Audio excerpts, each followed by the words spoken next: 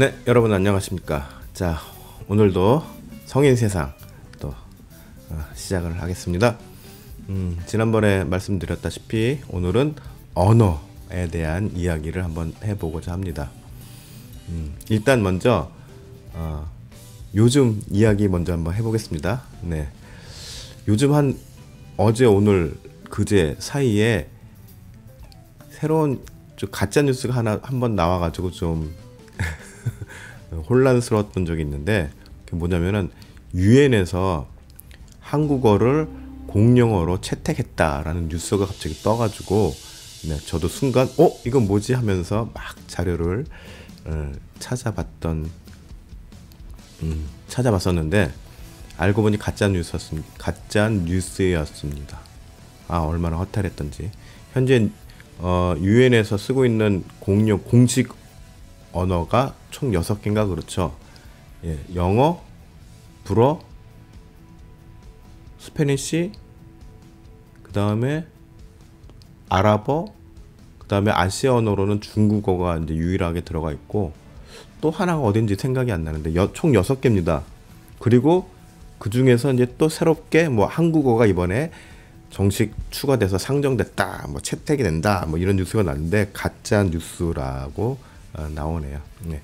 저도 그래서 혹시나 해가지고 그 유엔 그 홈페이지 한번 들어가 봤는데 그 언어, 공식 언어, 랭귀지 파트에 들어가 봤는데 그런 얘기 전혀 없더라고요. 그래서 뭐지 했었는데 역시나 가짜 뉴스였습니다. 그런데 사실 한국어 요즘 최근 몇 년 들어서 한국에 대한 그 이미지가 위상이 많이 올라가서 한국어도 넣어야 된다. 지금 일본도 아주 로비가 치열하다고 합니다. 일본어를 포함시키려고. 그런데 일본어보다는 한국어가 그래도 가능성이 더 높다라는 평가는 있기는 합니다. 네, 그래서 한번 기대는 해봅니다. 네. 자, 그리고 또 한 가지는 제가 이제 이 성인 세상 이번 거를 이제 자료를 준비하면서 본 건데, 자, 인도 13억 대국이죠. 네, 인도에서 이미 2020년도에 한국어를 제2 외국어로 채택을 했습니다. 네, 거기에는 재밌는 것은 중국어가 탈락되고 대신 한국어가 새롭게 들어갔다라는 이야기입니다. 자, 현재 인도는 지방 언어 15개 정도를 쓰는데 그거 이외에 8개의 제2 외국어를 씁니다. 그 안에 이제 한국어가 들어간 것입니다. 그런데 사실 많은 우리나라 언어 학자들도 그렇고 또 국제 언어 학자들도 그렇고 인도 언어와 특히 인도 남부 지방의 언어와 한국어는 공통점이 많다라는 이야기를 합니다. 네. 그런데 아직 디테일하게 이제 연구한 그런 실적들은 아직 없어서 이제 앞으로 활발한 연구가 필요하다 정도까지 이제 수준인데, 굉장히 비슷한 단어가 많이 나옵니다. 예를 들어서 엄마, 아빠 같은 것도 비슷하고, 네, 뭐 엉덩이, 궁둥이 뭐 이런 거, 네, 굉장히 비슷한 단어들이 많다고 합니다. 그리고 그 몇 년 전에 그 미국에서 만든 영화 있죠. 그 인도 소년과 호랑이의 이야기. 근데 그 인도 소년이 태평양이 아니라 그 바다 망망대해 한가운데서 엄마 아빠를 부르짖는데 진짜 엄마 아빠라고 발음을 아주 한국 사람 귀에 쏙쏙 박히게 했다는 거죠. 네. 그만큼 그 인도 말이 한국어랑 비슷한 부분이 많다고 합니다. 그리고 사실 역사적으로도 옛날 그 가야의 그 허왕옥이라는 그 왕비가 실제로 인도 출신, 인도 남부의 그 지방의 그 공주라는 우리나라 역사 기록에도 있죠. 네. 아무튼 이렇듯 오늘날의 세계 각국의 언어가 지금 보기에는 많이 다른 것처럼 보이지만 사실은 그 인근 지역, 주변 지역 해가지고 조금씩 그 기원을, 그 흔적들을 보다 보면은 어? 인류의 언어는 결국 다 만나는 거 아닌가? 네, 라는 생각을 또 해볼 수 있습니다. 또 실제로 그렇게 주장한 학자도 있었습니다. 19세기 중반에서 20세기 초반까지 살았던 누드비히 자멘호프, 예. 폴란드의 치과 의사로 활동했던 사람이었는데, 자, 이분이 저도 대학 때 이거 이제 이 동아리에 가입하라는 이야기 많이 들었는데, 에스페란토라는 국제어를 이제 만들어서, 예, 막 이제 국제 공용어를 이제 만들고자 했던 그런 기억도 있고, 네. 또 전 세계 언어가 한 5,000개 정도 된다는데, 그 언어의 기원을 올라가다 보면 결국 인류의 언어는 한 뿌리에서 나왔다라는 그런 학자들이 그런 이제 학설을 주장하는 학자들도 있다라는 것입니다. 뭡니까? 성경이 굳이 막 성경 이야기를 굳이 하지 않아도 이미 학자들이 이야기를 합니다. 인류의 모든 언어는 결국은 올라가면은 하나의 뿔에서 나온 것이다 라는 것이죠. 자, 이제 슬슬 우리들의 본론으로 들어가서 네. 자, 성경은 이거를 명확하게 이야기를 해주고 있죠. 창세기 11장 1절에서 9절까지 보면은 온 땅의 언어가 하나다라고 이야기를 합니다. 그리고 인류가 노아의 이제 자손들이 점점 번창해서 큰 이제 인구가 되고, 그 인구가 우리가 이제 서로 이제 흩어지는 것을 이제 원하지 않아서 우리가 서로 끝까지 계속 모여 살자. 그래서 그렇게 하려면은 큰 탑이 필요하다. 그래서 탑을 쌓아 올린 게 바로 바벨탑이었죠. 네. 성경은 분명히 말씀하고 계시는데, 노아 이후 인류는 한 족속이다. 또 언어도 하나다라고 이야기를 분명히 하고 있습니다. 그런데 이제 바벨탑을 쌓으면서 인류의 교만함을 드러내니까 하나님이 그들의 언어를 혼잡하게 해서 널리 온 땅에 이제 흩어지게 하셨다라고 이야기를 하고 있죠. 확실하게 인류의 언어가 분화되는 과정을 아주 구체적으로 명시를 하고 있습니다. 자, 바벨 사건 이후에 이제 인류는 전 세계로 퍼져 나가게 되죠. 그러면서 각 지역마다 그 지역마다의 독특한 문화가 이제 형성이 되고, 또 그 문화가 계속 발전하면서 뭐가 되죠? 역사라고 부를 수 있는 이제 기록의 흔적들도 나타나게 됩니다. 자, 이 시기에 주목되는 부분은 역시 세상의 인류 학자들이나 과학자들도 어떤 이제 느낌을, 이제 연구 결과 어떤 느낌을 받았냐면, 초창기 인류는 절대로 흩어지기를 원하지 않았다라는 그런 느낌을 받은 거죠. 네, 그런 이제 추론을 하게 된 거죠. 아, 원래 처음에 인류는 흩어지기를 원하지 않았구나. 네. 그런데 어떻게 됩니까? 인구가 점점 많아지면서 결국은 이제 흩어질 수밖에 없게 되었다라고 이야기를 하는데, 자, 인구가 이제 늘어나면서 이제 그 인구를 효과적으로 통제하고 관리를 해야 되는 지배층이 생기게 되고, 그 지배층이 그러면 이 인류를 어떻게, 우리 부족을 어떻게 효과적으로 관리하고 통제할까라는 것을 생각을 하다가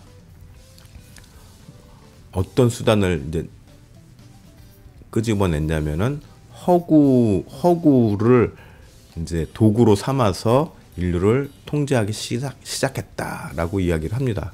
제 이야기가 아니라 네, 과학자들의 이야기입니다. 근데 이 허구라는 게 뭡니까? 있지 않는 가상의 이야기죠. 네, 네, 가짜 이야기. 네. 그리고 이거를 학문적으로 이중의 실제라고 이제 설명을 합니다. 네. 근데 말이 어렵죠. 이중의 실제 이게 뭐야? 네. 네. 뭐 한마디로 설명은 하기 어렵고 사실은 허구인데 없는 가짜 이야기인데 이거를 실제처럼 설정을 해서 사람들에게 이제 이것은 실제다, 진짜다라고 이제 주입을 해서 그거를 가지고 이제 통제를 하는 거죠, 인류를. 그래서 그거를 이중의 실제라고 규정을 한다고 합니다. 네. 상당히 어렵죠, 말을. 그리고 그 이중의 실제 안에 들어가는 구체적인 도구로 무엇을 드냐면 이제 종교를 드는 겁니다. 종교. 네.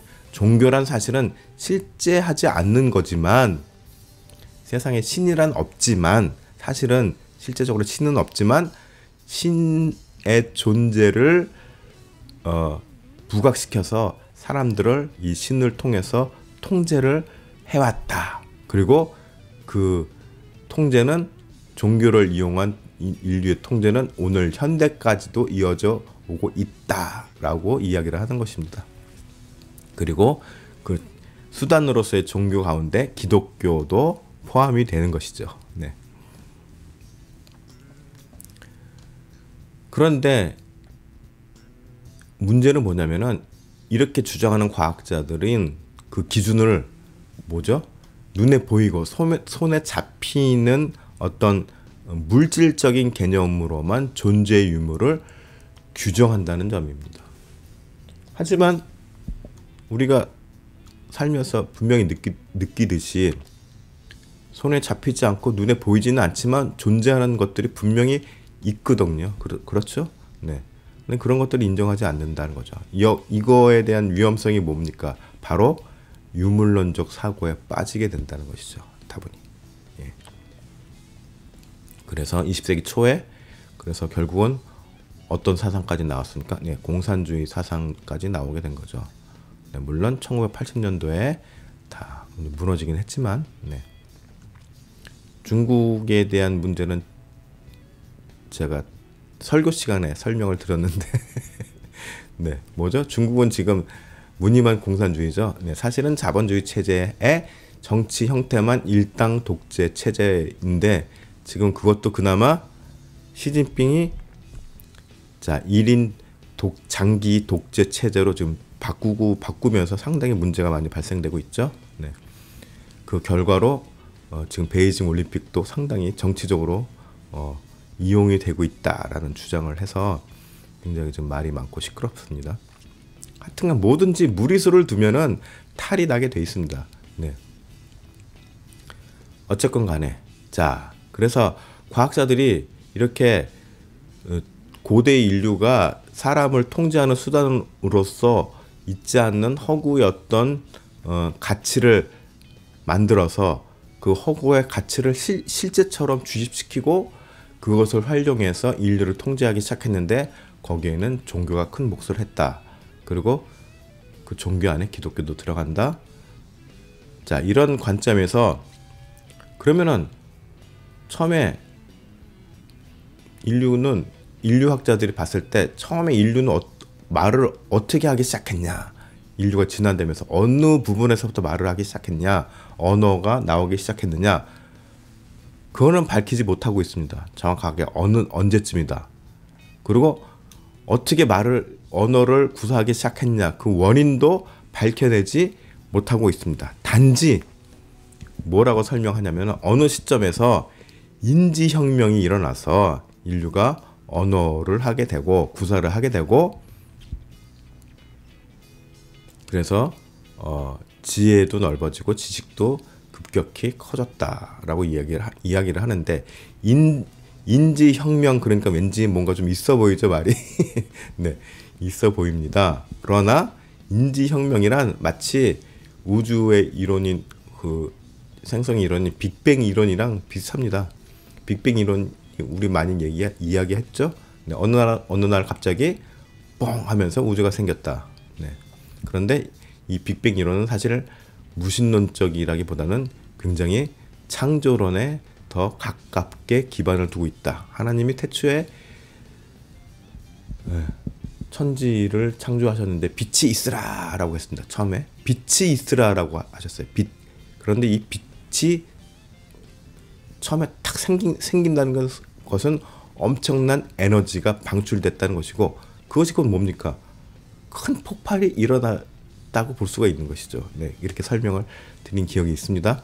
그런데 이 인지혁명이라는 것은 뭐냐면은 초창기 인류가 말을 못하고 있다가, 짐승처럼 말을 못하고 그냥 진화 과정에서 있다가 어느 날 갑자기 언어를 구사하기 시작했다는 겁니다. 갑자기 머리가 확 튀어서 그게 인지혁명이라는 것입니다. 네. 자, 제가 이거를 그 책을 읽으면서 얼마나 황당했던지. 그러니까 과학자들도 정확하게 인류가 어떻게 어느 과정을 통해서 언어를 하게 되고 그 언어가 어떻게 발전이 돼서 이렇게 세련되게 구사를 했는지에 대한 그 과정은 명쾌하게 설명하지 못하고 있습니다. 그러나 너무 참 우리들 입장에서는 답답하죠. 성경은 분명히 밝히고 있죠. 인류는 처음부터 말을 할 수 있었습니다. 그렇죠? 왜요? 하나님이 아담을 만들고 대화를 하려면 언어 능력이 있어야 되잖아요. 영적으로 교감한 게 아니죠. 하나님과 아담이 영적으로 교감한 게 아닙니다. 그러면 굳이 아담이 육체를 흙으로 빚어서 만들 필요가 없었겠죠. 그냥 천사들처럼 영적인 존재로 만들어도 되는데 굳이 왜 육체로 물질적인 형상을 만들었겠습니까? 아담을 흙으로 빚어서 만들고 그 물리적인 육체를 가진 인간과 하나님이 대화를 한 겁니다. 그렇기 때문에 인류는 처음부터 언어를 할 수 있었다. 그리고 그 하나의 인류가 계속 자손으로 하나의 언어로 계속 하게 된 것이고, 그게 노아의 그 홍수로 인해서 모든 인류가 전멸했지만은, 그러나 노아 가족만은 살아남아서 또 노아 가족에 의해서 그 하나의 언어가 또 후손들까지 쫙 퍼지게 해서 바벨 사건 이전까지는 모든 인류가 하나의 언어로 대화 소통이 가능했다는 얘기인 거죠. 아주 기원이 명쾌하고 심플하지 않습니까?